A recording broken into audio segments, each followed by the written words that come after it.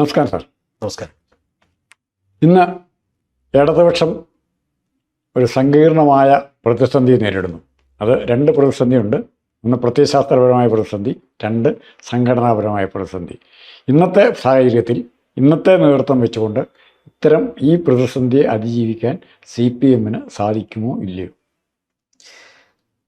CPM-ന് സാധിക്കായികയൊന്നുമില്ല.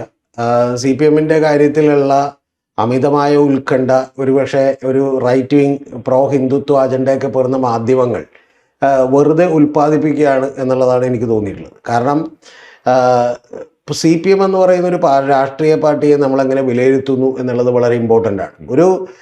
ഇപ്പോൾ സാധാരണ ഒരു രാഷ്ട്രീയ പാർട്ടി എന്ന് പറഞ്ഞാൽ അതൊരു തെരഞ്ഞെടുപ്പിൽ തോറ്റാൽ അങ്ങോട്ട് ഇല്ലാതാവുകയും അധികാരമില്ലാതായി പോയിട്ടുണ്ടെങ്കിൽ അവിടെ ഒരാളും ഇല്ലാതാവുകയൊക്കെ ചെയ്യുന്ന ലെവലിൽ അതൊന്നും കുഴപ്പമില്ല. സാറ് പറഞ്ഞതിൽ ഒരു വലിയ കോൺട്രഡിക്ഷൻ വന്നിട്ടുണ്ട്. അധികാരമില്ലാതാകുമ്പോൾ ഇല്ലാതാവുന്ന ബംഗാളിലും ത്രിപുരയിലും അധികാരമില്ലാതായി ഈ പാർട്ടി ഇല്ലാതായി. അല്ല, ബംഗാളിലും നമ്മുടെ മുമ്പിലുള്ള സത്യം അല്ല ഞാൻ പറയുന്നത്. ഇപ്പൊ ബംഗാളിൽ അവർക്കൊരു സീറ്റോ ഒരെണ്ണോ കിട്ടിയുള്ളൂ എന്നൊക്കെ ഉള്ളത് സെക്കൻഡറി ആയിട്ടുള്ള ഒരു കാര്യമാണ്. ഇല്ലാതായി എന്നൊന്നും ഞാൻ വിചാരിക്കുന്നില്ല. ഇപ്പൊ വെസ്റ്റ് ബംഗാളിൽ കഴിഞ്ഞ തവണ പോലും 4.5%, 5% വോട്ടുകൾ അവർക്കുണ്ട്. അപ്പൊ ഈ 4.5%, 5% വോട്ടുകൾ എന്ന് പറയുന്ന ഒരു നിസ്സാര കാര്യമല്ലെന്നേ. ഈ കേരളത്തിൽ ഞാൻ ചോദിക്കുന്നത്, ഏത് രാഷ്ട്രീയ പാർട്ടി, കോൺഗ്രസും CPM-ഉം BJP-യും അല്ലാതെ മുസ്ലിം ലീഗും കഴിഞ്ഞിട്ടുണ്ടെങ്കിൽ ഏത് രാഷ്ട്രീയ പാർട്ടിക്കാണ് 5% വോട്ടുള്ളത്? 5% വോട്ട് എന്നൊക്കെ പറയുന്നത് ഒരു നിസ്സാര കാര്യമല്ല. പക്ഷെ അവരവിടെ എന്ത് ചെയ്യുന്നു? അവരവിടെ അധികാരത്തിന്റെ ഭാഗമാകാനുള്ള ഒരു സ്ട്രാറ്റജിക് അലയൻസിലേക്ക് പോലും പോകാതെ അവരവിടെ ഒറ്റക്ക് നിൽക്കുകയും അടികൊള്ളുകയും എന്നാൽ പൊതുജനങ്ങളുടെ വികാരത്തിനൊപ്പം നിൽക്കുകയും ചെയ്യുന്നു എന്നുള്ളതാണ്. വെസ്റ്റ് ബംഗാളിൽ കോൺഗ്രസിനെ കൂടെ പിടിച്ചു എന്നുള്ളതല്ലാതെ അധികാരത്തിലെത്തുന്ന, ഞാൻ ഇപ്പൊ ചോദിക്കട്ടെ, അധികാരത്തിലെത്താൻ കഴിയുന്ന ഒരു അലയൻസ് ഉണ്ടാക്കണമെന്ന് അവരൊരിക്കലും ആഗ്രഹിക്കുകയോ അതിന്റെ പുറകെ പോവുകയും ചെയ്തിട്ടില്ല. കോൺഗ്രസുമായിട്ട് കൂട്ടുകൂടുന്നതിന്റെ ആവശ്യം അല്ല, കോൺഗ്രസ് ആയിട്ട് കൂട്ടുകൂടിയത് ഒരു ഈ പറയുന്ന ഒരു നാഷണൽ ലെവൽ ലെഫ്റ്റ് നിലപാടുകൾ. കേരളത്തിൽ ആ നിലപാടുണ്ടോ? അല്ല, കേരളത്തിൽ ആ നിലപാടിന്റെ ആവശ്യമില്ലല്ലോ. കാരണം രാഷ്ട്രീയം എന്ന് പറയുന്നത് സാഹചര്യങ്ങളുടെ സൃഷ്ടി കൂടിയാണ്. രാഷ്ട്രീയം സാഹചര്യങ്ങളുടെ സൃഷ്ടിയാണ്. അത് തീർച്ചയായിട്ടും രാഷ്ട്രീയ കാരണം എന്താ വെച്ചാൽ, ഇപ്പൊ അടിയന്തരാവസ്ഥ കാലത്ത് ജനതാ പാർട്ടി എന്ന് പറഞ്ഞ പാർട്ടി രൂപീകരിക്കുകയും ഇന്ദിരാഗാന്ധി പോലും RSSന്റെയും സംഘപരിവാറിന്റെയൊക്കെ സഹായം തേടുകയും ചെയ്തിട്ടുണ്ട്. കാരണം എന്താ? അന്ന് അവർ വളരെ ചെറിയ ന്യൂനപക്ഷമായിട്ടുള്ള ആളുകളാണ്. അപ്പൊ അതുപോലെ തന്നെ ഒരു അടിയന്തരാവസ്ഥ എന്ന് പറയുന്ന വലിയ ഒരു ലംഘനം, മനുഷ്യാവകാശ ലംഘനം ഉണ്ടാകുമ്പോൾ അതിനെതിരെ എല്ലാവരെയും കൂട്ടിപ്പിടിക്കേണ്ട ആവശ്യമുണ്ട്. ഇനി നാളെ ഞാൻ വിചാരിക്കുന്നത് BJP-യേക്കാൾ വലിയൊരു ഫാസിസ്റ്റ് പാർട്ടി ഇവിടെ ഉണ്ടാവുകയും ഭരണകൂടം ഉണ്ടാവുകയും ചെയ്ത് BJP ആയിട്ട് കൂട്ടുകൂടും. ആ സ്വാഭാവികമാണ്, അത് തീർച്ചയായിട്ടും. അപ്പൊ അതില് ഒരു സെക്കൻഡ് ഇടയ്ക്കിടയ്ക്ക് പറഞ്ഞു പോയി കഴിഞ്ഞാൽ കുറേ നന്നായിരിക്കും. ഈ BJP ആയിട്ട് ഇടയ്ക്കിടയ്ക്ക് കൂട്ടുകൂടാവെന്ന് പറഞ്ഞാൽ അടവ് നയം എന്ന് വേണേൽ കൂട്ടിക്കും. നിങ്ങളുടെ ടെക്നിക്കൽ ടേംസിൽ പറഞ്ഞാൽ അടവ് നയം, ഇടതുപക്ഷത്തിന്റെ ഈ അടവ് നയം ഇപ്പൊ കോൺഗ്രസ് പിന്തുടർന്ന കുഴപ്പമുണ്ടോ? അല്ല, കോൺഗ്രസ് പിന്തുടർന്ന കുഴപ്പമുണ്ടോ എന്ന് വെച്ചാൽ ആ നിലനിൽക്കുന്ന സാഹചര്യങ്ങളെ അടർത്തി മാറ്റിക്കൊണ്ട് നിങ്ങൾ ആരെങ്കിലുമായിട്ട് കൂട്ടുചേർന്നോ ഇല്ലയോ എന്നുള്ളതൊന്നും നമുക്ക് ഇവിടെ ചർച്ച ചെയ്യാൻ പറ്റില്ല. ഇപ്പോൾ നാളെ ഞാൻ പറയുന്ന ഒരു കാര്യം വിശദമായി താങ്കൾ കേൾക്കണം. കാരണം എന്താ വെച്ചാൽ, നാളെ ഇതിനേക്കാൾ വലിയൊരു ഫാസിസ്റ്റ് റെജീം, ഒരു ഭരണകൂടം ഇന്ത്യ ഭരിച്ചാൽ നാളെ ഇവിടെയുള്ള എല്ലാ പ്രതിപക്ഷ പാർട്ടികളെയും ഒരുമിച്ചുകൊണ്ട് അവർക്കെതിരെ പോരാടേണ്ട ഒരു ആവശ്യമുണ്ടാകും. കാരണം അന്നത്തെ ആവശ്യം അവരെ താഴെ ഇറക്കുക, അവരെ ഇല്ലാതാക്കുക, അല്ലെങ്കിൽ അവരുടെ ഭരണകൂടത്തിൽ നിന്ന് അവരെ മാറ്റുക, ഇന്ത്യയെ ജനാധിപത്യപരമായി സംരക്ഷിക്കുക എന്നുള്ളതായിരിക്കും. അതിലെന്താ സംശയമുള്ളത്? അല്ല, ആ കാഴ്ചപ്പാട് ഇപ്പോൾ CPM നാളെ മേജർ പാർട്ടിയായി, വലിയ പാർട്ടിയായി. ഇപ്പോൾ കേരളത്തിലെ ഇന്ത്യ മുഴുവൻ അറിയപ്പെടുന്ന CPM-ആയി. അപ്പോൾ CPM-നെതിരായി ഇപ്പോൾ കേരളത്തിൽ സംഭവിച്ച ചില സന്ദർഭങ്ങളിൽ സംഭവിച്ച CPM-നെതിരായി BJP-ആയിട്ട് കൂട്ടുകൂടുമ്പം, കോൺഗ്രസ് കൂട്ടുകൂടുമ്പോൾ അതിനെ നമുക്ക് കുറ്റപ്പെടുത്താൻ പറ്റുമോ? അല്ല, ഇല്ലെന്നേ. CPM അത്തരത്തിലുള്ള ഒരു ഫാസിസ്റ്റ് പാർട്ടിയായി തീരുകയും വ്ളാദിമിർ പുടിനോ ചൈനീസ് കമ്മ്യൂണിസ്റ്റ് പാർട്ടിയോ ഒക്കെ ഭരിച്ചതുപോലെ ഇവിടെ ജനാധിപത്യം ഇല്ലാതാക്കുന്ന ഒരു നടപടികൾ ആരംഭിക്കുകയും ചെയ്തിട്ടുണ്ടെങ്കിൽ അത്തരം സംഭവങ്ങൾ ഉണ്ടാവും. ഒരു സംശയമില്ല, സമ്മതിച്ചു.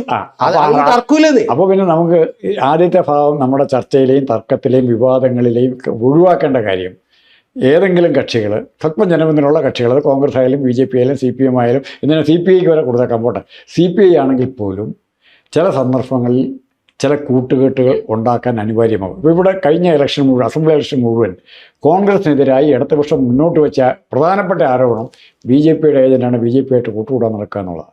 അപ്പോൾ കോൺഗ്രസിനും ഈ പെർമിഷൻ, ഈ സാങ്ഷൻ അനുവദിച്ച് കിട്ടേണ്ടതല്ലേ? വെറുതെ കോൺഗ്രസ് BJP-ആയിട്ട് കൂട്ടുകൂടി എന്നും പറഞ്ഞ് രാവിലെ തൊട്ട് വൈകുന്നേരം വരെ പരക്കുമോളി കിടന്ന് പറഞ്ഞിട്ട് കാര്യമുണ്ടോ? അല്ല, കോൺഗ്രസും BJP-ആയിട്ട് കൂട്ടുകൂടി എന്നുള്ളത് പറയുന്നത് അഖിലേന്ത്യാ തലത്തിലല്ലല്ലോ. അത് വളരെ കൃത്യമായ ആരോപണമാണ്. ആ ആരോപണത്തിന് ഇന്ന് വരെ മറുപടി പറയാൻ കേരളത്തിൽ ഒരു കോൺഗ്രസ് നേതാവിനും കഴിഞ്ഞിട്ടില്ല എന്ന് മാത്രമല്ല, കോൺഗ്രസിനകത്തെ പല നേതാക്കന്മാർക്ക് പോലും അതേ അഭിപ്രായങ്ങളുണ്ട്. ഇപ്പൊ ഉദാഹരണത്തിന് CPM-ഓ അല്ലെങ്കിൽ മറ്റേതെങ്കിലും രാഷ്ട്രീയ പാർട്ടി അല്ലല്ലോ ഈ പറയുന്ന ഏറ്റവും ആദ്യം ഇവിടെ ചീഫ് ഇലക്ഷൻ കമ്മീഷണർ തീരുമാനിക്കുന്നതിനെതിരെ ഇത് BJP-യുടെ കയ്യിലേക്ക് കോൺഗ്രസിനെ തകർക്കാൻ നിങ്ങളൊരു ആയുധം കൊടുക്കുന്നതാണ് സതീശ എന്ന് പറഞ്ഞത് ഈ പറയുന്ന CPM അല്ല.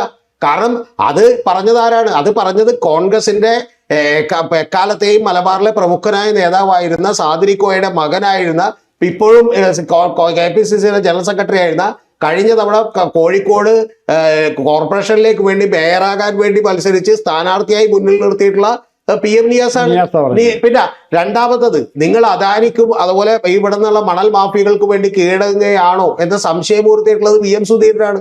അപ്പൊ ഇത്തരത്തില് എനിക്ക് മനസ്സിലാകാത്തൊരു കാര്യം, ഇടതുപക്ഷത്തിന്റെ ഏറ്റവും വലിയ കാപട്യം എന്ന് പറയുന്നത് അവർക്കിഷ്ടമുള്ള, ഇപ്പൊ ഉദാഹരണം താങ്കൾ അദാനിയുടെ കാര്യം പറഞ്ഞു, കീഴടങ്ങുന്ന കോൺഗ്രസ്സുകാരൻ പറഞ്ഞതിനെ നിങ്ങൾ എൻഡോഴ്സ് ചെയ്യുന്നുണ്ടോ? ഒറ്റ ചോദ്യം. കോൺഗ്രസ്സുകാരൻ പറഞ്ഞ ഒരു ആരോപണത്തെ, കോൺഗ്രസിനകത്തുനിന്ന് പറയുന്ന ഒരു ആരോപണത്തെ, അത് നിയാസ് ആണെങ്കിലും മറ്റാരെങ്കിലും ആണെങ്കിലും പഴകുളം മധുവാണെങ്കിലും കോൺഗ്രസിൽ നിന്ന് പറഞ്ഞ ഇത്തരം വിഭിന്ന അഭിപ്രായങ്ങളെ, വിഴിഞ്ഞം പോർട്ടിൻ്റെ കാര്യത്തിലും അദാനിയുടെ കാര്യത്തിലും എയർപോർട്ടിൻ്റെ കാര്യത്തിലും പറഞ്ഞ അഭിപ്രായങ്ങളെ CPM എൻഡോഴ്സ് ചെയ്യുന്നു എന്നുള്ള പ്രശ്നം അല്ല. CPM പിന്നെ ഇതിനെ കുറ്റം പറയേണ്ട ആവശ്യമില്ല. അല്ല, CPM ഒരു പ്രധാനപ്പെട്ട കാര്യം, CPM ഒരു അങ്ങനെ സാർ അങ്ങോട്ട് ചോദിച്ച് ബ്ലാക്ക് ആൻഡ് വൈറ്റ് ആയിട്ടുള്ള ഒരു ഉത്തരം മേടിക്കരുത്. ഒന്നാമത്തെ കാര്യം എന്ന് പറഞ്ഞാൽ അതിലൊരു അഭംഗിയുണ്ട്. CPM എൻഡോസ് ചെയ്യുന്നുണ്ടോ ഇല്ലെന്ന് ചോദിച്ചാൽ CPM ഒക്കെ ഇങ്ങനൊരു ആരോപണമില്ല, ഇത് സതീശൻ വളരെ കൃത്യമായി എടുക്കുന്ന നിലപാടാണ്, ചീഫ് ഇലക്ഷൻ കമ്മീഷൻ നിയമിക്കാൻ സതീശൻ അധികാരമുണ്ട്, പുള്ളി യാതൊരു കാരണവശാലും സംഘപരിവാറുമായി ബന്ധമില്ലാത്തതാണെന്ന് CPM ഒരു നിലപാടെടുത്തിട്ടില്ല. CPM എടുത്ത നിലപാടെന്താ? CPM എടുത്ത നിലപാടെന്ന് പറയുന്നത് കോൺഗ്രസിനകത്ത് നിന്ന് തന്നെ ഇത്തരത്തിലുള്ള ഒരു പ്രശ്നം ഉയർന്നു വരുന്നു, ഞങ്ങൾക്ക് അതിനെക്കുറിച്ച് വേണ്ടത്ര അറിവുകളില്ല.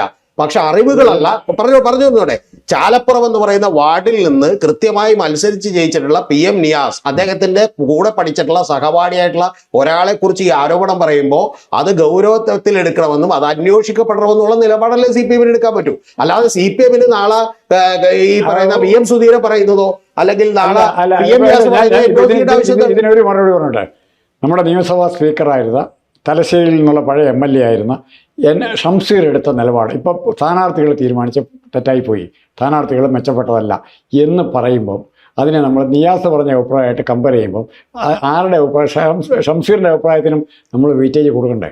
ഷംസീറിന്റെ അഭിപ്രായത്തിന് വെയിറ്റേജ് കൊടുക്കണം മേലെന്നാരാ പറഞ്ഞ? പിന്നെ കമ്പയർ ചെയ്തൊന്നും അല്ല. ഒരു മിനിറ്റ് അതല്ലല്ലോ, ഒരു മിനിറ്റ്, അതല്ല. രണ്ട് അഭിപ്രായങ്ങൾ തമ്മിൽ വ്യത്യസ്തമായ തീവ്രതകളുണ്ട്. അതിന് നിങ്ങളുടെ രാഷ്ട്രീയ പാർട്ടിക്ക് അകത്തെടുത്ത നിങ്ങളുടെ ഒരു സ്ഥാനാർത്ഥി നിർണയത്തിൽ ഞങ്ങൾക്ക് വലിയ തെറ്റുണ്ടായി എന്നുള്ളത് നേരത്തെ തന്നെ ഗോവിന്ദ മാഷ് സമ്മതിച്ചിട്ടുള്ള ഒരു കാര്യമാണ്, പത്രസമ്മേളനത്തിൽ സംഭവിച്ചിട്ടുള്ള ഒരു കാര്യമാണ്. ഈ രണ്ട് സ്ഥലത്തെയും സ്ഥാനാർത്ഥി നിർണയം തെറ്റിപ്പോയി എന്ന് കേന്ദ്ര നേതൃത്വത്തിന് വേണ്ടി MA ബേബി സമ്മതിച്ചിട്ടുള്ള ഒരു കാര്യമാണ്.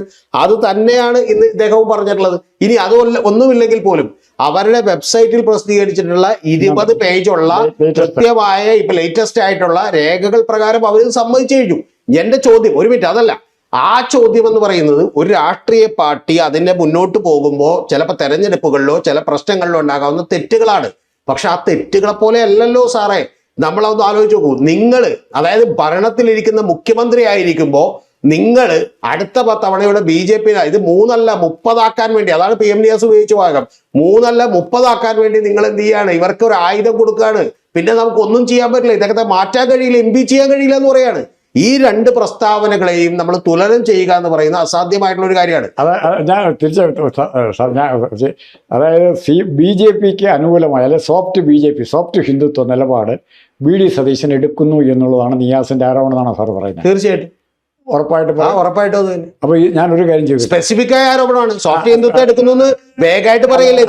ഒരു നിലപാട് ചീഫ് ഇലക്ഷൻ കമ്മീഷൻ തീരുമാനിക്കുന്നതിൽ BJP-കാരനായ ഒരാളെ വെക്കാൻ അദ്ദേഹം കോൺഗ്രസിന് ഈ സതീശൻ ആരാണെന്ന് എന്താണെന്ന് അറിയാം. നിയാസിനേക്കാൾ കൂടുതൽ സതീശനെ കേരളത്തിലെ ജനങ്ങൾ അറിയും. സതീശൻ പറഞ്ഞിരിക്കുന്ന നിലപാടുകളും അറിയും. അപ്പോൾ നിയാസിനെ എത്ര പേർ അറിയുമെന്ന് വെച്ചാൽ എനിക്കറിയത്തില്ല. എനിക്ക് നിയാസിനെ അറിയാം, എത്ര കോൺഗ്രസ്സുകാർക്ക് അറിയാമെന്ന് വെച്ചാൽ അറിയാം. രണ്ടാമത്തെ കാര്യം, ഇവിടെ നിലപാടിൻ്റെ പ്രശ്നം വരുമ്പോൾ സതീശൻ്റെ പ്രവൃത്തി കൊണ്ട് RSSനോ മൃദു ഹിന്ദുത്വത്തെ പ്രയോജനകരമായ ഒരു പ്രവൃത്തിയെങ്കിലും നിങ്ങൾക്ക് പറയാൻ പറ്റും? പറയാൻ പറ്റും. അടുത്തത് പറയാം. ഇപ്പൊ ഈ ഒരു കാര്യം നമ്മളെ കൊണ്ട് മാറ്റി വെക്ക്. ഫൈൻ. ഈ ഒരു കാര്യത്തിൽ സാറ് പറയുന്ന വാദങ്ങളോട് എനിക്ക് വലിയ വിയോജിപ്പുണ്ട്. കാരണം നാളെ കെ കരുണാകരനെതിരെ ഇവിടെ പട നയിക്കുമ്പോൾ ജി കാർത്തികേയൻ ആരാണ്, MI ഷാനവാസ് ആരാണ്, രമേശ് ചെന്നിത്തല ആരാണ്, നിങ്ങൾ വെറും തിരുത്തൽവാദികളല്ലെന്നൊന്നും ചോദിച്ചിട്ട് കാര്യമില്ല. കാരണം അത് ഓക്കെ, അത് ഒരാളുടെ അഭിപ്രായമാണ്. തീർച്ചയായിട്ടും. അപ്പൊ എം വി രാഘവന്റെ കാര്യത്തിലും KR ഗൗരിയമ്മയുടെ കാര്യത്തിലും അവരുയർത്തുന്ന പ്രശ്നം എന്ത് എന്നുള്ളതാണ് വലിയ കാര്യം. അല്ലാതെ ഒരു മിനിറ്റ് അല്ല, അതിൽ എനിക്ക് ആകെയുള്ള വിയോജിപ്പ് അവരെ എത്ര പേരറിയും എന്നൊക്കെ ഉള്ളത് സെക്കൻഡറി ആയിട്ടുള്ള ഒരു കാര്യമാണ്. ഈ ഒരു മിനിറ്റ്, ഉമ്മൻചാണ്ടിക്കെതിരെ ഇത് കടൽ കൊള്ളയാണെന്ന് പറഞ്ഞ് പ്രസ്താവന നടത്തുമ്പോഴേയും സതീശനെ കേരളം മുഴുവൻ അറിയില്ലായിരുന്നു. അത് അറിയുന്നതൊന്നും പ്രശ്നമല്ല. എത്ര പേര് അറിയും എന്നുള്ള ചോദ്യത്തിന്റെ പ്രസക്തി എവിടെയാണെന്നറിയോ? ഇപ്പൊ ചെറിയാമ്പലിപ്പ് CPM ഉണ്ടായിരുന്ന ചെറിയാമ്പലിപ്പ് CPM നിന്ന് മാറി കോൺഗ്രസിലേക്ക് വന്നു കഴിഞ്ഞ്, അപ്പോൾ അതിൻ്റെ പൊളിറ്റിക്കൽ റിലവൻസ് എന്ന് പറയുന്ന ചെറിയാമ്പലിപ്പിൻ്റെ സ്റ്റേറ്റ്മെൻറ്റ് പൊളിറ്റിക്കൽ റിലവൻസ് ഞാൻ വളരെ സീറോയെ കൊടുക്കുള്ളൂ, വ്യക്തിയായിട്ടില്ല. അങ്ങനെ കാരണം കോൺഗ്രസിൻ്റെ ഒരു നയത്തെ സ്വാധീനിക്കാൻ പറ്റിയിട്ടില്ല. ഇപ്പോൾ ഏറ്റവും അറിയപ്പെടുന്ന ആളായിരുന്നു PC ചാക്കോ അല്ലെ KV തോമസ്. ഇവരൊക്കെ കോൺഗ്രസിൽ നിന്ന് മാറി എങ്ങോട്ടാണ് വന്നത്? ഇടതുപക്ഷത്തേക്കാണ് വന്നത്. ഇവർക്ക് എത്ര ജനങ്ങളെ സ്വാധീനിക്കാനുള്ള കഴിവാണ് പ്രത്യയശാസ്ത്രപരമായി സംഘടനാപരമായി ഒരു നേതാവ് തീരുമാനിക്കപ്പെടേണ്ടത് എന്നാണ് ഞാൻ വിചാരിക്കുന്നത്. ആ കഴിവില്ലാത്ത ഒരാൾ, ആ സ്ഥലത്ത് ജനങ്ങളെ സ്വാധീനിക്കാൻ കഴിവില്ലാത്ത ഒരാൾ ചിലപ്പോൾ തങ്ങളുടെ സ്ഥാനമാനങ്ങൾ നഷ്ടപ്പെട്ടതിന് വേണ്ടി മോഹഭംഗത്തിന് ഒരു അഭിപ്രായം പറയും. അതിന് നമ്മൾ ആ രീതിയിൽ കാണില്ല. എന്റെ നോട്ടത്തിൽ ഞാൻ അങ്ങനെ ഒരു വ്യത്യാസമുണ്ട്. എന്റെ നോട്ടത്തിൽ ഞാൻ ഒരു ആള് പറയുന്ന അഭിപ്രായത്തെ അഭിപ്രായമായിട്ടും അതിന്റെ വസ്തുതാപരമായ ശരിതെറ്റുകളെ കുറിച്ച് അല്ലാതെ ഞാൻ ഒരിക്കലും അയാൾക്ക് എത്ര പിന്തുണയുണ്ട്, ജനപിന്തുണ ഉണ്ടോ എന്നൊക്കെ ചോദിച്ചാൽ അതൊക്കെ സെക്കൻഡറി ആയിട്ടുള്ള കാര്യമാണ്. അല്ലാതെ ജനപിന്തുണയുള്ള നേതാക്കന്മാർ തെറ്റ് ചെയ്തിട്ടുണ്ടെങ്കിൽ അത് തെറ്റല്ല എന്നും അവർ പറയുന്ന വിവരക്കേടുകൾ പിണറായി വിജയൻ ഇപ്പോഴും തുടരുന്നത്. അല്ല, തീർച്ചയായും പിണറായി വിജയൻ തുടരുന്നത് പിണറായി വിജയൻ ചെയ്ത കാര്യങ്ങൾ വലിച്ചോണ്ട് പോവാണ്. അല്ലല്ല, ഇത് പിണറായി വിജയൻ ചെയ്യുന്ന കാര്യങ്ങൾ സ്ഥാനാർത്ഥി ഉൾപ്പെടെയുള്ള കാര്യങ്ങളിൽ അപ്പർ ഹാൻഡ് അല്ലെങ്കിൽ ഏകാധിപതിയെ പോലെ തീരുമാനിച്ച പിണറായി വിജയൻ ചെയ്ത കാര്യങ്ങൾ ശരിയെന്ന് പറയും. ഇതൊക്കെ താങ്കൾ പറയുന്ന ഒരു അഭിപ്രായം മാത്രമാണ്. താങ്കൾ വ്യക്തി അപ്പൊ സാർ രണ്ടു തരത്തിൽ അഭിപ്രായത്തിന്റെ വസ്തുതയാണ് ഞാൻ എനിക്ക് അഭിപ്രായം പറഞ്ഞു. ഞാൻ വേണ്ടെന്ന് പറഞ്ഞില്ല. അഭിപ്രായത്തിൽ ഒരു വസ്തുതയും ഇല്ലെന്ന് പറയാനുള്ള അധികാരം എനിക്കുണ്ടല്ലോ, അത്ര ഞാൻ പറയുള്ളൂ. ഇപ്പൊ ഒരു മിനിറ്റ്, CPM-ന്റെ സംസ്ഥാന കമ്മിറ്റി കൂടി ജില്ലാ കമ്മിറ്റിയിൽ നിന്നുള്ള നിർദ്ദേശപ്രകാരം തീരുമാനിക്കപ്പെട്ടതാണ് 2 സ്ഥാനാർത്ഥികളും. അതിലൊരു സാറിത് പറയുമ്പോൾ ജില്ലാ കമ്മിറ്റി ഇപ്പൊ തളിപ്പുറം ജില്ലാ കമ്മിറ്റി തീരുമാനിച്ചതിന് നേരെ വിരുദ്ധമായിട്ടാണ് സംസ്ഥാന കമ്മിറ്റി തീരുമാനിച്ചുള്ള റിപ്പോർട്ട് പുറത്തു വരുന്നുണ്ട്. അല്ലാന്ന് സാർ ഒരു റിപ്പോർട്ടിൽ പറഞ്ഞില്ല. ഒരു റിപ്പോർട്ടിലും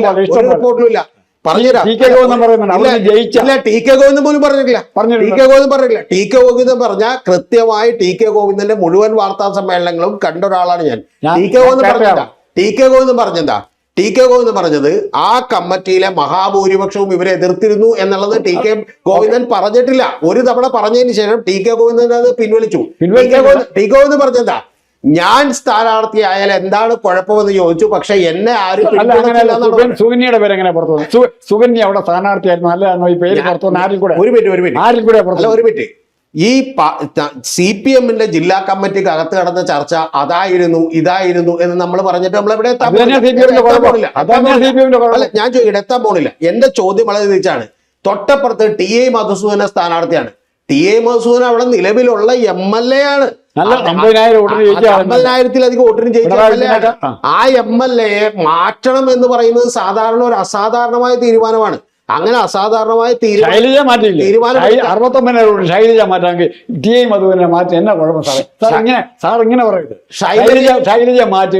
നിങ്ങള്, ഞാൻ ചോദിക്കുന്നത്, നിങ്ങളൊരു പാർട്ടിയുടെ നേതൃത്വം തീരുമാനിക്കുന്ന തീരുമാനങ്ങളിൽ നിങ്ങൾക്കൊരു അഭിപ്രായമുണ്ട് എന്ന് പറയാം, അതിന് തെറ്റൊന്നുമില്ല. പക്ഷെ ആ അഭിപ്രായം പാർട്ടി നടപ്പാക്കിയേക്കണം എന്ന് പറയുന്നതിൽ എന്താ അടിസ്ഥാനമുള്ളത്? KK ശൈലജ നിയാസിന്റെ കാര്യത്തിലും സതീശൻ എടുക്കുന്ന തീരുമാനം, മുഖ്യമന്ത്രിയായിട്ട് തെരഞ്ഞെടുക്കപ്പെട്ട സതീശൻ എടുക്കുന്ന തീരുമാനം നിയാസ് അംഗീകരിക്കാൻ ബാധ്യതപ്പെട്ടവനാണ്.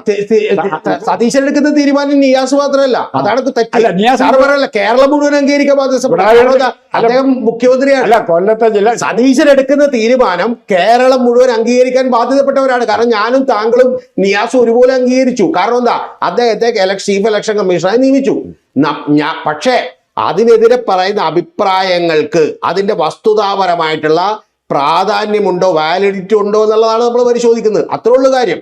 ഇവിടെ നിയാസിന്റെ വാദങ്ങൾ എന്തായിരുന്നു? ആ വാദങ്ങളിൽ KK നഗരേഷ് എന്ന് പറയുന്ന ഒരു ജഡ്ജി, അദ്ദേഹത്തിന്റെ നേരിലുണ്ടായിരുന്ന ഒരു വാട്സപ്പ് ഗ്രൂപ്പ്, ആ വാട്സപ്പ് ഗ്രൂപ്പ് യഥാർത്ഥത്തിൽ പിന്നീട് ഇദ്ദേഹത്തെ ഏൽപ്പിച്ചിട്ടാണ് പോകുന്നതെന്നും ഇദ്ദേഹം സംഘപരിവാറിനോട് അനുകൂലമായിട്ടുള്ള ചില പ്രസ്താവനകൾ വളരെയധികം നടത്തിയിട്ടുണ്ടെന്നാണ് അദ്ദേഹത്തിന്റെ ആരോപണം. ഒന്ന്. ഇനി രണ്ടാമത്തെ ആരോപണം എന്താ? അദ്ദേഹത്തെ ചീഫ് ഇലക്ഷൻ കമ്മീഷണറായി തീരുമാനിക്കപ്പെട്ടതിന്റെ അന്ന് രാത്രി ഒരാളുടെ സോഷ്യൽ മീഡിയ അക്കൗണ്ടുകളും അയാളുടെ ഇൻസ്റ്റാഗ്രാമും അയാളുടെ ഫേസ്ബുക്ക് അക്കൗണ്ടുകളും ഒക്കെ ഒരു അഭൂതപൂർവമായിട്ടുള്ള രീതിയിൽ അതെല്ലാം ഒരു ട്രേസും അവശേഷിക്കാതെ ഇല്ലാതാവുന്നു എന്ന് പറയുമ്പോൾ നമുക്ക് സംശയിക്കാനുള്ള ന്യായമുണ്ട്. അതേസമയം ഈ പറയുന്ന ടി ഐ മധുസൂദനൻ അവിടെ MLA ആയിരുന്നു. ആ പാർട്ടിക്കകത്ത് CPM-ന്റെ ജില്ലാ കമ്മിറ്റിക്കകത്തുള്ള 50 പേരിൽ 49 പേരും എതിർക്കുകയും ടി ഐ മധുസൂദനൻ മാത്രം വിചാരിക്കുകയും പിണറായി പറയുകയും ചെയ്തുകൊണ്ട് മന്ത്രിയായി എന്ന് അല്ലെങ്കിൽ MLA ആയി എന്ന് പറയാൻ നമ്മുടെ മുമ്പിൽ ഒരു തെളിവില്ല. പിന്നെ ഒരു കാര്യം പറഞ്ഞു തരുന്നില്ല, ഒരു ഒറ്റ വാചകം കൂടി. MA ബേബി പറഞ്ഞൊരു വാചകം നമ്മുടെ മുമ്പിലുണ്ട്, അത് കൃത്യമായ വിമർശനമാണ്. ആ വിമർശനം എന്താണ്? അതായത് സ്വന്തം ഭാര്യ സ്ഥാനാർത്ഥിയായി വരുമ്പോൾ അത് വേണമെങ്കിൽ ഒരു പ്രചരണ ആയുധമായി വലതുപക്ഷങ്ങൾക്ക് കിട്ടിയേക്കാമെന്ന് ധരിക്കേണ്ട ഉത്തരവാദിത്തം ഉണ്ടായിരുന്നു. അത്രേ ഉള്ളൂ വിമർശനം. വേറെ നല്ല സ്ഥാനാർത്ഥി വേറൊരു സ്ഥാനാർത്ഥി ഉണ്ടെന്നാണ് ഇപ്പൊ സുകന്യയുടെ വേറെ ഉണ്ടെങ്കിൽ പാർട്ടി അതിനെക്കുറിച്ച് കൂടി ആലോചിക്കേണ്ടതാണ്. അല്ല, തീർച്ചയായിട്ടും അതിനെക്കുറിച്ച് ആലോചിച്ചില്ല. ഞാൻ പറയുന്നത് സാറ് പകുതി കേൾക്കരുത്. ഇങ്ങനെയാണെങ്കിൽ TK ഗോവിന്ദൻ മാഷ് പറയുന്നത് അവിടെ സ്ഥാനാർത്ഥിയാകുന്നതിനെ കുറിച്ച് പലരെയും കുറിച്ച് ആലോചിച്ചിരുന്നു എന്നാണ്. ആ ആലോചിച്ചതിന് ശേഷം എന്ത് ചെയ്തു? അവര് ഈ ഒരു സ്ഥാനാർത്ഥിയെ തീരുമാനിക്കുന്നു. ഞാൻ തിരിച്ച് സാറിനോട് ചോദിക്കുന്നു, ഈ കോൺഗ്രസ് തോറ്റുപോയിട്ടുള്ള 38ഓളം സ്ഥലങ്ങളുണ്ടല്ലോ. ഈ 38 സ്ഥലങ്ങളിൽ കോൺഗ്രസ് ഞാൻ പറഞ്ഞിരുന്നേ 38ഓളം സ്ഥലങ്ങളിൽ 143 വോട്ടിന് പ്രതാപം തോറ്റു. ഞാൻ ചോദിക്കുന്നത്, എനിക്ക് വേണമെങ്കിൽ അവിടെ വേറെ 5 സ്ഥാനാർത്ഥികളെ നിർദ്ദേശിക്കാൻ എനിക്ക് കഴിയും. ഈ 38 സ്ഥലങ്ങളിൽ 38 പേരും അവരെ നിർത്തിയത് പോരാ, മോശപ്പെട്ട സ്ഥാനാർത്ഥികളായിരുന്നു എന്ന് പറയാൻ അല്ല, അതിലർത്ഥമില്ലല്ലോ. അതുകൊണ്ടാണല്ലോ അവർ തോക്കുന്നതും, അതുകൊണ്ടാണല്ലോ ഒരു പാർട്ടി അതിന്റെ പുറത്ത് നടപടി എടുക്കേണ്ടി വരുന്നതും, അതുകൊണ്ടാണല്ലോ തിരുത്തലുണ്ടാവുന്നതും. യഥാർത്ഥത്തിൽ ജനാധിപത്യപരമായി പ്രവർത്തിക്കുന്ന ഒരു പാർട്ടി മഹാഭൂരിപക്ഷത്തിനാണ് അവർ തീരുമാനിച്ചതെന്ന് ഉറപ്പുള്ളപ്പോൾ പോലും ആ തീരുമാനത്തിൽ നിന്ന് പിൻവലിയേണ്ട ചില ധാർമ്മിക ഗ്രൗണ്ടുകൾ ഉണ്ടായിരുന്നു എന്ന് കാണുന്നത് എത്ര മഹത്തായ സുന്ദരമായ സ്വയം വിമർശനമാണെന്നുള്ളത് നമ്മൾ ഉൾക്കൊള്ളണം. സിമ്പിളാണ്. MA ബേബി പറഞ്ഞത് ഒന്ന്, രണ്ടാമത്തത് ഗോവിന്ദൻ മാഷ് പറഞ്ഞത്, മൂന്നാമത്തത് ഈ പറയുന്ന പോലെ അവിടെ നിന്ന് ഈ പാർട്ടിക്കുള്ളിൽ നിന്ന് തന്നെയുള്ള വിവിധ നേതാക്കൾ ഇപ്പൊ ഈ പറയുന്ന ഏറ്റവും കൂടുതൽ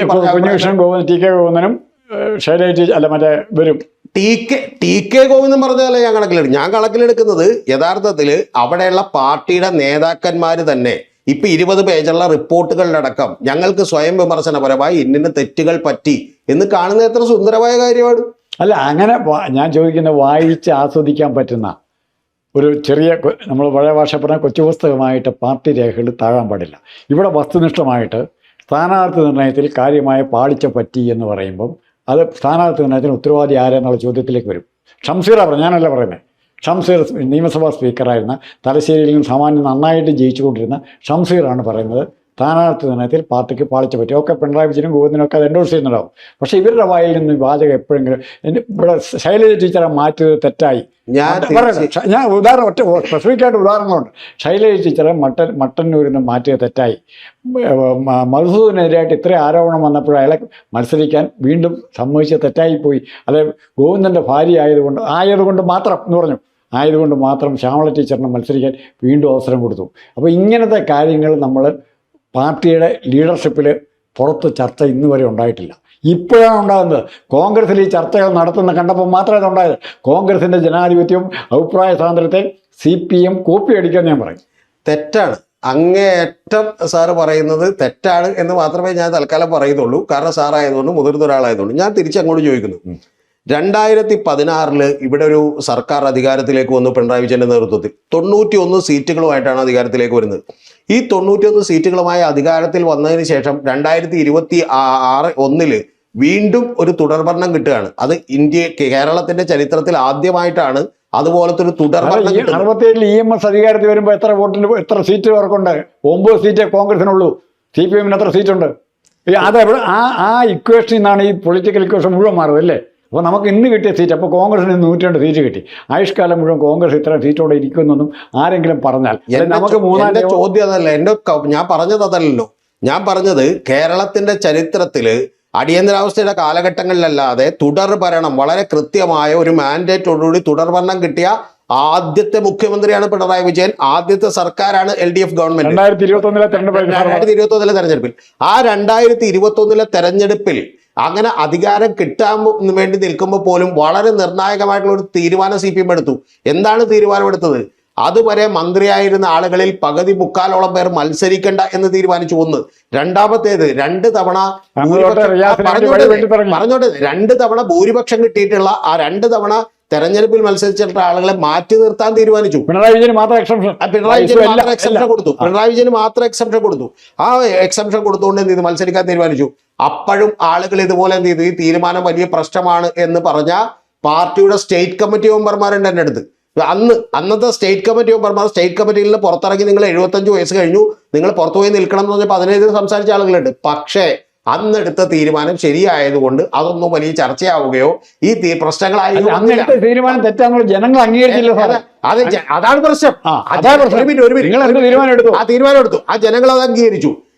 ആ ജനങ്ങൾ അത് അംഗീകരിക്കുന്നതിന് മുമ്പ് ഇനി അടുത്തൊരു കാര്യം പറയാം. ജനങ്ങൾ അത് അംഗീകരിക്കുന്നതിന് മുമ്പ് തന്നെ CPM-ന്റെ സ്റ്റേറ്റ് കമ്മിറ്റി കൂടുകയും സ്റ്റേറ്റ് കമ്മിറ്റി ബംഗാളിൽ എന്തുകൊണ്ടാണ് തകർന്നുപോയത്, ത്രിപുരയിൽ എന്തുകൊണ്ടാണ് തകർന്നുപോയത്, അവിടെയെല്ലാം തന്നെ 2ാം നിര നേതാക്കന്മാരെ വളർത്തിയെടുക്കാൻ കഴിയാത്തതാണെന്നും ജ്യോതി ബസുവും ബുദ്ധദേവ് ഭട്ടാചാര്യക്കും അപ്പുറം ഒരു പേരുകൾ പോലും ആളുകളുടെ അറിയില്ലായിരുന്നു എന്നുള്ള വിശദമായ പഠനം നടത്തി അവർ കൃത്യമായി കണ്ടെത്തിയിട്ടാണ് ഈ തീരുമാനം എടുത്തത്.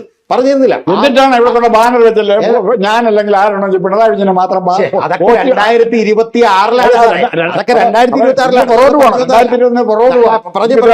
അല്ല ഒരു മിനിറ്റ്. അന്ന് ആ തീരുമാനം സാധാരണ കേരളത്തിൽ എങ്ങനെ സംഭവിക്കുന്നത്? സാധാരണ കേരളത്തിൽ സംഭവിക്കുന്നത് ഒരു ഭരണകൂട അധികാരത്തിൽ വന്നു 5 കൊല്ലം കഴിയുമ്പോൾ അടുത്ത ആൾ ഭരണത്തിലേറും. അതിൽ വലിയ പുതുമയൊന്നുമില്ല. അന്നത് പരാജയപ്പെട്ടിരുന്നെങ്കിൽ ഇതുപോലെയുള്ള വിമർശനം സാറൊക്കെ ഇരുന്ന് അന്ന് ഉന്നയിച്ചാരെ. അതായത് കണ്ട നിങ്ങൾ പുതിയ ആളുകളെ കൊണ്ടുവന്നുകൊണ്ടാണ് ഇതാണെന്നൊക്കെ പറഞ്ഞ് പല പ്രശ്നങ്ങളും ഉന്നയിച്ചാരെ. എനിക്കിപ്പോഴും ഓർമ്മയുണ്ട് അഡ്വക്കേറ്റ് ജയശങ്കറൊക്കെ ഇത്തവണ പരാജയപ്പെട്ടേക്കൊന്ന് തോന്നൽ ആദ്യം പറഞ്ഞിരുന്നു. ആദ്യം പറയാനുള്ള കാരണം എന്ന് വെച്ചാൽ ഇതുപോലെ ജനസമ്മതരായിട്ടുള്ള നേതാക്കളെ ഒഴിവാക്കിയതാണ്. അപ്പൊ ഒരു കാര്യം, പാർട്ടി അങ്ങനെ പല ഘട്ടത്തിലും പല തീരുമാനങ്ങൾ എടുത്തിട്ടുണ്ട്. ആ തീരുമാനങ്ങളിൽ ചിലതിൽ ജനസമ്മതി കിട്ടിയിട്ടുണ്ട്, ചിലതിൽ ജനസമ്മതി കിട്ടിയിട്ടില്ല. ആ കിട്ടിയിട്ടില്ലാത്ത തീരുമാനങ്ങൾ അവർ തിരുത്തും. അത്രേ ഉള്ളൂ. സിമ്പിളാണ് കാര്യം. അല്ലാതെ ഇതില് ലോകാവസാനമൊന്നും ഇതിനകത്തില്ല. ഈ ജനസമ്മതി എന്ന് പറഞ്ഞാൽ എൻ്റെയും സാറിൻ്റെയും മനസ്സിലുള്ള ഒരു സങ്കല്പമാണ്. ഇപ്പോൾ സതീശന് ജനസമ്മതി ഉണ്ടോയെന്ന് ചോദിച്ചാൽ ഒരു പരിധി വരെ അതിനപ്പുറത്തേക്കില്ല. എന്നോട് ചോദിച്ചാൽ പറഞ്ഞ കാര്യമാണ്. രമേശ് ചെന്നിത്തലയേക്കാൾ ജനസമ്മതി സതീശനുണ്ട് എന്ന് ഞാൻ പറയും. കമ്പാരിറ്റീവ്. അല്ലാണ്ട് ഇത് വ്യക്തികൾക്ക് പ്രസക്തിയില്ല, ഒരു അഭിപ്രായത്തിന് പ്രസക്തിയില്ല എന്ന് പറഞ്ഞ കാര്യമില്ല. സതീശൻ ഇതുവരെ ഇല്ലാത്ത രീതിയിൽ ചില പ്രചരണ രീതികൾ മുന്നോട്ട് വെച്ചു. CPM-ന് പറ്റിയ കുഴപ്പം എല്ലാ പ്രചരണ രീതികളും എല്ലാ പോയിന്റുകളും ഒറ്റ പോയിന്റ് കോൺസെൻട്രേറ്റ് ചെയ്തു. എവിടെയാണ്? ഷംസീർ പറയുമ്പോൾ അതിനകത്ത് എല്ലാം ഉണ്ട്, ഒത്തിരി കാര്യങ്ങളുണ്ട്. ഷംസീറിൻ്റെ അഭിപ്രായത്തിൽ പിണറായി വിജയനിൽ മാത്രം ഇത് കോൺസെൻട്രേറ്റ് ചെയ്തു. ഇപ്പോൾ ഞാൻ വരുന്ന ജില്ല കോട്ടയം ജില്ലയാണ്. നമ്മൾ ഇവിടെ സംസാരിച്ചുമാണ്. അപ്പോൾ ഞാൻ സാറിനോട് പറഞ്ഞു 2 സീറ്റ് വേണേൽ ജയിക്കാമെന്ന് പറഞ്ഞു. ഓർക്കുന്നുണ്ടോ? വൈക്കവും ഏറ്റുമാനൂരും. പക്ഷെ അവിടെയും തോറ്റുപോയി. ഈ 2 സ്ഥലത്തും തോറ്റുപോയി. അതിൻ്റെ കാരണം ടോട്ടൽ അതൃപ്തി ഉണ്ടായിരിക്കുന്നത് ഗോവിന്ദൻ്റെ പേരിലോ SFIയുടെ പേരിലോ DYFൻ്റെ പേരിലല്ല. കേരളത്തിൻ്റെ നിങ്ങൾ ഒറ്റയാളിലേക്ക് നിങ്ങൾ കോൺസെൻട്രേറ്റ് ചെയ്തപ്പം എല്ലാ നേട്ടങ്ങളുടെയും അടിസ്ഥാനമായി കാരണഭൂതനായിട്ട് ഒരാളിലേക്ക് കോൺസെൻട്രേറ്റ് ചെയ്തപ്പോൾ തോൽവിയുടെ പിൻ പോയിന്റ് ചെയ്യുന്നതും അദ്ദേഹത്തിലേക്കായിരിക്കും. അത് ഇതുവരെ നിങ്ങൾ സമ്മതിക്കാൻ തയ്യാറായിട്ടില്ല. അത് സമ്മതിക്കാൻ തയ്യാറാകാത്തതിൻ്റെ അല്ല, അതിലെ കാഴ്ചപ്പാടിൻ്റെ പ്രശ്നങ്ങളുണ്ട്. ഇതിൽ ഏറ്റവും പ്രധാനപ്പെട്ട കാര്യം, ഞാൻ വിചാരിക്കുന്നില്ല പിണറായി വിജയൻ സർക്കാർ മോശമായതുകൊണ്ടാണ് പരാജയപ്പെട്ടതെന്ന് ഞാൻ വിചാരിക്കുന്നില്ല. എൻ്റെ തോന്നലാണ് ഞാൻ പറഞ്ഞത്. ഏറ്റവും സാറിന്റെ തോന്നലിനെ കുറിച്ച് എനിക്ക് അഭിപ്രായം മാസ്റ്റർ തോന്നൽ എന്തുവാ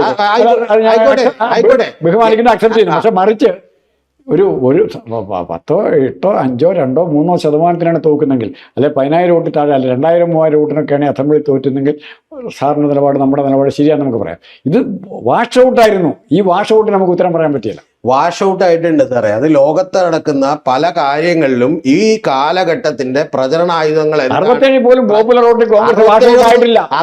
67 സംഭവമല്ല. 67 കഴിഞ്ഞു. ഈ കണക്ക് കൂട്ട ഒരു മിനിറ്റ്. 2024 ലോകത്തിന്റെ രാജ്യങ്ങളിലെ പകുതിയോളം രാജ്യങ്ങൾ ഇലക്ഷനിലേക്ക് പോയൊരു വർഷമാണ് 2024. അതായത് പകുതി ജനങ്ങൾ വോട്ടെടുപ്പിലേക്ക് പോയ വർഷമാണ്. ആ പകുതി ജനങ്ങൾ വോട്ടെടുപ്പിലേക്ക് പോയ വർഷത്തിലും ലോകത്തെ പല തെരഞ്ഞെടുപ്പുകളിലും ഒരു റൈറ്റ് വിങ് അജണ്ടകൾ വലിയ മേൽക്കൈ നേടിയിട്ടുണ്ട്. ആ മേൽക്കൈ നേടാനുള്ള കാരണം എന്ന് പറയുന്നത്, ഞാൻ ഇന്നും എന്ന് വിശ്വസിക്കുന്ന ഒരു കാര്യം, ഏറ്റവും പ്രധാനപ്പെട്ട കാര്യം, ചർച്ച വേണമെങ്കിൽ നമുക്ക് ഡീറ്റെയിൽ ആയിട്ട് ചെയ്യാം, അതിനെക്കുറിച്ച് ഒരു കുഴപ്പമില്ല. ഏറ്റവും പ്രധാനപ്പെട്ട കാര്യം എന്ന് വെച്ചാൽ ഒരൊറ്റ കാര്യമുള്ളൂ. ഇവിടത്തെ സോഷ്യൽ മീഡിയകളെയും കൃത്യമായിട്ടുള്ള പ്രചരണ ആയുധങ്ങളെയും ഉപയോഗപ്പെടുത്തിക്കൊണ്ട് ട്രംപ്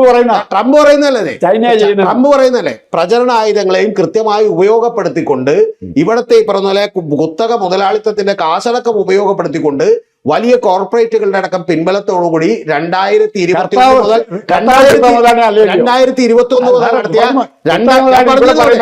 ഞാൻ പറഞ്ഞിട്ടേ 2021 മുതൽ നടത്തിയിട്ടുള്ള അതിതീവ്രമായിട്ടുള്ള ഒരു പ്രചരണമാണ്. ആ പ്രചരണം മനസ്സിലാക്കുന്നതിൽ CPM-ന് വലിയ വീഴ്ച പറ്റി, അതിനെ പ്രതിരോധിക്കുന്നതിൽ വീഴ്ച പറ്റി. ആ വീഴ്ച പറ്റിയതിന്റെ അടിസ്ഥാനമാണ് യഥാർത്ഥത്തിൽ 2026 തോൽവിക്ക് കാരണം. അല്ലാതെ സത്യത്തിൽ പിണറായി വിജയൻ എന്ന് പറയുന്ന ഒരാളെ ഉയർത്തി കാണിക്കുമ്പോൾ തന്നെ അവിടെ വലിയൊരു ഡേഞ്ചർ കൂടിയുണ്ട്. കാരണം അദ്ദേഹത്തെ ഇകഴ്ത്തി കാണിക്കാൻ വേണ്ടിയിട്ടുള്ള മെഷീനറി ഈ സജീവമായി ആ സജീവമായതിന്റെ പറഞ്ഞിരുന്നില്ല. സാറ് തന്നെ ഇപ്പൊ ചോദിച്ചല്ലോ ഈ കരിമണൽ കർത്തയുടെ കാര്യം. കരിമണൽ കർത്തക്ക് ഒരു ലോഡ് പോയിട്ട് ഒരു ബക്കറ്റ് മണൽ ഈ കേരളത്തിൽ നിന്നെടുത്ത് ഈ പറഞ്ഞ പോലെ എന്ത് ചെയ്യാൻ പറ്റുമോ? പൈസ വേണ്ട. കുഞ്ഞാലിക്കുട്ടിക്ക് 50 ലക്ഷം രൂപ കൊടുത്തല്ലോ, 5 ലക്ഷം ആണായിട്ട് പറയട്ടെ പിണറായി വിജയൻ ഞാൻ കരിമണൽ കർത്തയുടെ കാശ് മേടിച്ചു എന്ന് പറയാനുള്ള ആമ്പയർ കാണിക്കണം. പിണറായി വിജയൻ ആമ്പയറിന്റെ ആവശ്യമില്ല. പിണറായി വിജയൻ കാശ് മേടിച്ചിട്ടില്ല. ഒരു മിനിറ്റ് കാശ് മേടിച്ചു തോന്നുന്ന രണ്ടുപേരുണ്ടല്ലോ. ഒന്ന് കുഞ്ഞാലിക്കുട്ടിയും ഈ പറഞ്ഞ പോലെ അക്കൗണ്ട് വഴി കാശ് മേടിച്ചോ? നിങ്ങൾ എത്ര രൂപ? 2 ലക്ഷം, 50 ലക്ഷം രൂപ എവിടെ അക്കൗണ്ട്?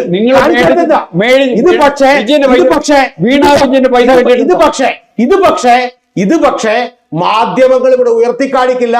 ഒരു ചോദ്യവും നിങ്ങൾക്ക് വേണ്ട. അത് നിങ്ങൾക്ക് കിട്ടുന്ന പ്രിവിലേജ്. ആ പ്രിവിലേജ് കൊണ്ട് കേരളത്തിലെ ജനങ്ങളെ മണ്ടന്മാരാക്കി. കുഞ്ഞാലിക്കുട്ടിക്ക് കിട്ടി എന്ന് കുഞ്ഞാലിക്കുട്ടി സമ്മതിച്ചല്ല, രമേശ് ചെന്നിത്തല സമ്മതിച്ചു കഴിഞ്ഞപ്പോ അത്തരം ചോദ്യങ്ങൾക്ക് പിണറായി വിജയൻ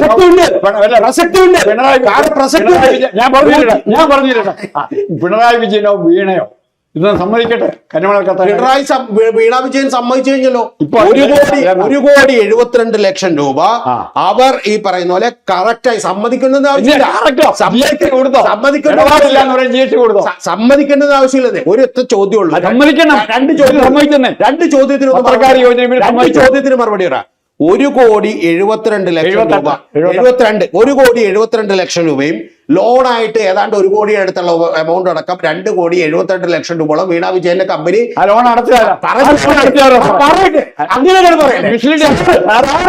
പ്രായം കൂടുതലുണ്ടെങ്കിലും സാർ അങ്ങനെ പറയല്ലേ? കൂടി കേട്ടിട്ട് പോയോ? അല്ല പറയട്ടെ, ഞാൻ ചോദിക്കട്ടെ. അല്ല ഞാൻ സംസാരിച്ച് മുഴുവിപ്പിച്ചില്ല. ആ പണം അക്കൗണ്ട് വഴി ആർക്കും മനസ്സിലാക്കാവുന്ന രീതിയിൽ അക്കൗണ്ട് വഴി വൈറ്റ് മണിയായി കൃത്യമായി സ്വീകരിക്കപ്പെട്ടതാണ്. എന്റെ ചോദ്യം തിരിച്ചു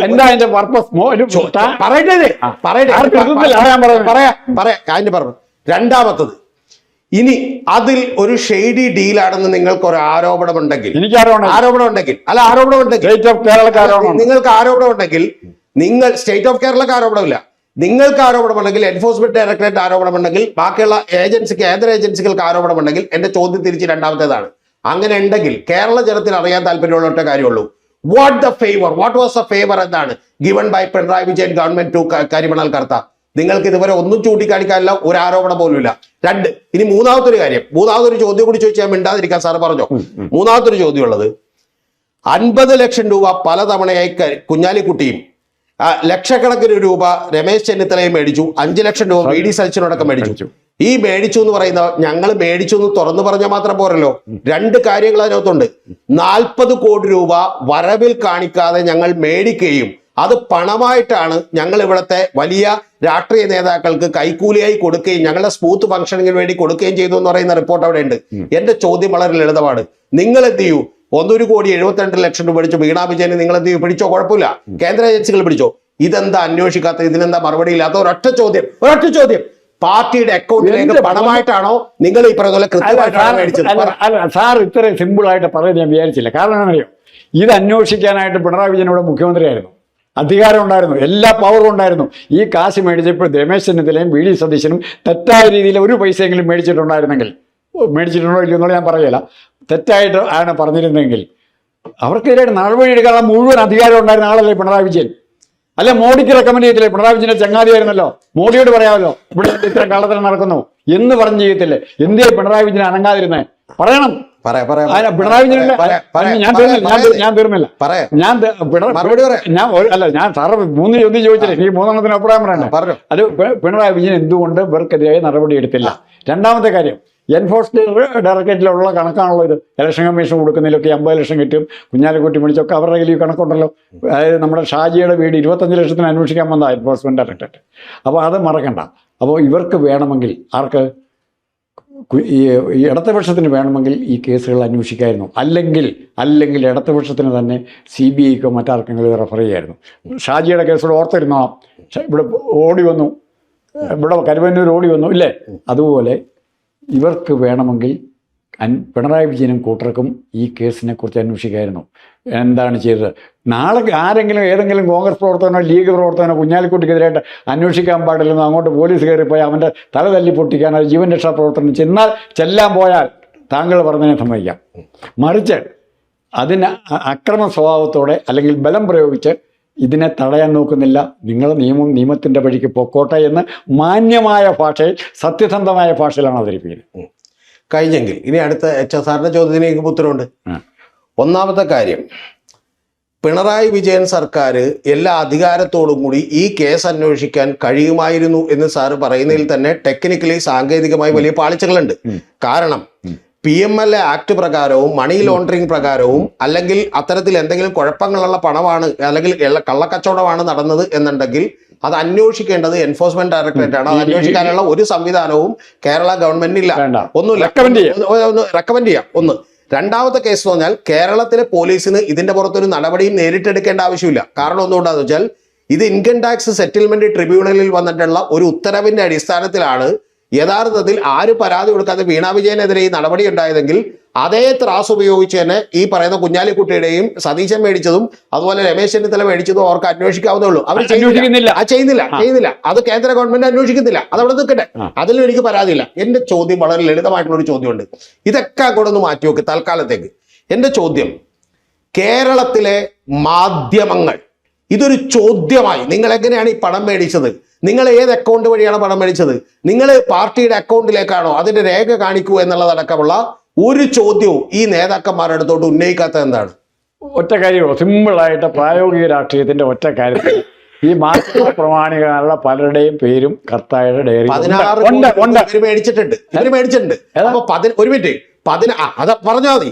16 കോടി രൂപ ഇവിടുത്തെ മാധ്യമ പ്രവർത്തകരും മാധ്യമ മുതലാളിമാരും മാധ്യമ ഹൗസുകളും മേടിച്ചതടക്കം കടിച്ചു പിടിച്ചുകൊണ്ട് നിങ്ങൾ 1 കോടി രൂപ 1,72 ലക്ഷം രൂപ വീണ വിജയൻ മേടിച്ചതിന്റെ മുകളിൽ നിങ്ങളൊരു പുകമറ അതിൽ ജയിച്ചു. ഒരു ചെറിയ ചോദ്യം, ഈ 1,72 ലക്ഷം രൂപ സാർ ഇങ്ങനെ നിസ്സാരമായിട്ട് പറയുമ്പോൾ ഈ അഴിമതിയുടെ അളവിലാണോ തർക്കം? അതിലാണ് എന്നെ സംബന്ധിച്ചാലാണ്. അതിന് ലോജിക്കലായ്മയുണ്ട്. ഞാൻ പറഞ്ഞുതരാം. അതിനൊക്കെ ലോജിക്കലായ്മ പറഞ്ഞുതരാം. ഈ സാധാരണക്കാരായിട്ടുള്ള പാവം പിടിച്ച ആളുകൾക്ക് അറിയാത്തൊരു കാര്യമുണ്ട്, പക്ഷെ സാറിന് അറിയാവുന്ന ഒരു കാര്യമുണ്ട്. പക്ഷെ സാറ് ബുദ്ധിമാനായതുകൊണ്ട് ഇവിടെ സമ്മതിക്കൂല. ആ ബുദ്ധിമാനാണ്, അതുകൊണ്ട് സാറ് സമ്മതിക്കൂല. സാറ് ഈ പറയുന്ന പോലെ പരിവർത്തനവാദി കോൺഗ്രസ് ആയിരുന്ന പോലെ സാറിന് അറിയാവുന്ന ഒരു കാര്യമുണ്ട്. അതെന്താന്ന് പറഞ്ഞുതരാം. എന്റെ പൊന്നു സാറേ, ഇവിടെ 30 ലക്ഷം 40 ലക്ഷം രൂപയാണ് ഒരു MLA ചെലവാക്കേണ്ടത്. യഥാർത്ഥത്തിൽ ഒരു MLA എത്ര ചെലവാക്കുന്നുണ്ടാവും? 10 ലക്ഷം രൂപ അല്ലെ 25 ലക്ഷം രൂപ ഉണ്ടാവും. 30 ലക്ഷം രൂപയിൽ സാറ് പറഞ്ഞ 25. ഞാൻ എന്റെ കണക്ക് ഇലക്ഷന്റെ കണക്കാണ് സാർ. ഇലക്ഷന്റെ കണക്കല്ല കേൾക്കണം. ഇലക്ഷന്റെ കണക്ക് പ്രകാരം 35-40 ലക്ഷം രൂപ ഇവിടെ മാക്സിമം ഒരു MLAക്ക് ചെലവാക്കാം. ഒരു പാർലമെന്റിലേക്ക് 95 ലക്ഷം രൂപ ചെലവാക്കാം. 1 കോടി താഴെ. ഈ 95 ലക്ഷവും 35-40 ലക്ഷം രൂപയാണോ ഇവിടെ ചെലവാക്കുന്നത്? അല്ലല്ലോ. അതിന്റെ 5 ഇരട്ടിയും 10 ഇരട്ടിയും ഒക്കെ എമൗണ്ട് ആണല്ലോ. അതവിടെ നിൽക്കട്ടെ. എന്റെ പൊന്നു സാറേ, ഞാൻ ഒരു കാര്യം സാറോട്, ഇലക്ഷൻ കമ്മീഷന് കള്ളക്കണക്ക് കൊടുക്കാത്ത ഏതെങ്കിലും സ്ഥാനാർത്ഥി അല്ല, അതല്ല ചോദ്യം അടുത്തത്. അപ്പൊ അങ്ങനെ ഇവിടെ കൂടുതൽ ചെലവാക്കുമ്പോ ഈ കള്ളപ്പണം എല്ലാവരുടെയും കൈകളിലേക്ക് എത്തുന്നുണ്ട് എന്നുള്ളത് ഒരു യാഥാർത്ഥ്യമാണ്. തീർന്നില്ല. അപ്പൊ അങ്ങനെയുള്ളപ്പോ ഒരു കേരളത്തിന്റെ മുഖ്യമന്ത്രിയെ സംബന്ധിച്ചിടത്തോളം 1,72 ലക്ഷം രൂപ, ഞാൻ പറയുന്നത് തീർന്നില്ല. 1,72 ലക്ഷം രൂപ ഈ രതീഷോടോ അല്ലെങ്കിൽ സാറിനോടോ ഒക്കെ ഒന്ന് മേടിച്ച് വീട്ടിൽ വെച്ചേക്കെന്ന് പറയേണ്ട എമൗണ്ടേ ഉള്ളൂ. പറഞ്ഞു. അല്ലാതെ ലീഗലി നിയമപരമായി കൃത്യമായി ഈ ലോകത്ത് ആര് നോക്കിയാലും കാണുന്ന രീതിയിൽ ഒരു രേഖ ഉണ്ടാക്കി മാസം 5, 3, 8 ലക്ഷം രൂപയൊക്കെ മേടിക്കേണ്ട ആവശ്യമുണ്ടോ? ഒരു സെക്കൻഡ് സാർ. രതീഷ് ചക്രവാണി തമാശയാണ് അല്ല, ശരിക്കും. രതീഷ് ചക്രവാണി സാറിനോ രാജ്മോഹനോ ഈ കാശ് ഇങ്ങനത്തെ വേണം പറയാം, കണക്ക് പറയാം. പക്ഷേ അധികാരവുമായി ബന്ധപ്പെട്ടിരിക്കുന്ന ഒരാൾ, ഞാൻ അക്കൗണ്ടബിൾ അല്ല, മാസ്റ്റർ ഒരു പരിധിവരെ അക്കൗണ്ടബിൾ അല്ല, പബ്ലിക്കിനോട് അക്കൗണ്ടബിൾ അല്ല. സാറ് ജോലി ചെയ്യുന്നു, കാശ് കിട്ടുന്നു, പോകുന്നു. മറിച്ച് പബ്ലിക്കിനോട് അക്കൗണ്ടബിൾ ആയിട്ടുള്ള ആരെങ്കിലും ഇങ്ങനെ പൈസ സ്വീകരിച്ചാൽ, അത് കുഞ്ഞാലിക്കുട്ടിയാണെങ്കിലും കെ.എം. മാണിയാണെങ്കിലും കുഞ്ഞുഞ്ഞാണെങ്കിലും ഏത് പേര് വേണേൽ പറഞ്ഞു, പിണറായി വിജയനാണെങ്കിലും വീണ വിജയനാണെങ്കിലും റിയാസ് ആണെങ്കിലും അത് പോക്കർത്തരം തന്നെ. ഈ നാട്ടില് ഏറ്റവും വലിയ തമാശ എന്താ വെച്ചാൽ 135 കോടി രൂപയുടെ ക്രമക്കേട് കണ്ടെത്തുകയും ആ ക്രമക്കേടിൽ 1,72,00,000 രൂപ മാത്രം ഈ കേരളത്തിന്റെ ധാർമ്മികത കേൾക്കുന്ന തലക്കേക്കുന്ന അടിയാവുകയും ചെയ്യുന്നതിന്റെ പിന്നിലെ കപടതയും കാപട്യവും അതിന്റെ ഇവിടെ പിന്നിലെ പോലീസ് തരികിടയും ഒരു എനിക്ക് മനസ്സിലാവും. അത് സാധാരണക്കാർക്ക് പെട്ടെന്ന് മനസ്സിലായില്ല, പക്ഷേ ഇപ്പൊ ഇനി മനസ്സിലായിക്കോളും. പി.ടി. ചാക്കോ മുതൽ എത്ര പേരുമായി സ്ത്രീകളുമായി ബന്ധപ്പെട്ടതും എത്ര പേരെ കള്ളക്കടത്ത് നടത്തിയതിൻ്റെ കേസുകളും കുഞ്ഞാലിക്കുട്ടി ഉൾപ്പെടെയുള്ളവരുടെ കേസുകളും പല കേസുകളോടൊപ്പം പാവം കെ കരുണാകരനെ മാത്രം രാജൻ കേസ് കുരിശിക്കാൻ നോക്കിയത് ഇവിടെ തന്നെയാണ്. കെ കരുണാകരൻ രാജൻ കേസിൽ കുരിശിക്കാൻ നോക്കിയതിൽ കാര്യമുണ്ട്. കേരളം ഒരു കാര്യമുണ്ട്. അതിൽ കെ കരുണാകരനൊപ്പം ഞാൻ നിൽക്കുന്ന ഒരു കേസ് പറയാം. കേരളത്തിലുണ്ടായ ഏറ്റവും പ്രമാദമായ കേസായിരുന്നു ചാരക്കേസ്. മാലി ഞാൻ പറഞ്ഞ മാലി എന്ന് വന്ന അതിൽ കരുണാകരന് ധാർമ്മികമായ ഉത്തരവാദിത്വമുണ്ട് രാജൻ കേസിൽ, അതവിടെ നിൽക്കട്ടെ. പക്ഷെ മറിയ റഷീദ് എന്ന് പറയുന്ന 4ാം ക്ലാസ്സുകാരിയും 6ാം ക്ലാസ്സുകാരിയായിട്ടുള്ള മറ്റേ ഫൗസിയ ഹസനും കൂടി വന്ന് ഇവിടെയുള്ള രഹസ്യം മുഴുവൻ എടുത്തോണ്ട് പോയി എന്ന് പറഞ്ഞപ്പോൾ ഇതുപോലെ മലയാളികൾ വിശ്വസിച്ചു. അതേപോലെ തന്നെ ഒരു ചെറിയ കഥയാണ് ഇതും എന്നുള്ളത് എനിക്ക് യാതൊരു സംശയമില്ല. ഈ കേസൊക്കെ കഴിഞ്ഞ് നമുക്ക് ഇരിക്കാം, മനസ്സിലാവും. അപ്പൊ അത് കഥയാണോ വാസ്തവാണോ സത്യമാണോ അന്ന് പക്ഷെ നമ്മൾ ഇവിടെ ഇരിക്കുമ്പോ വീണ വിജയം പുറത്ത് കാണുമെന്ന് മാത്രം പറഞ്ഞു. അതൊക്കെ പുറത്ത് തന്നെ ഉണ്ടോ? ശരിയെന്നാ.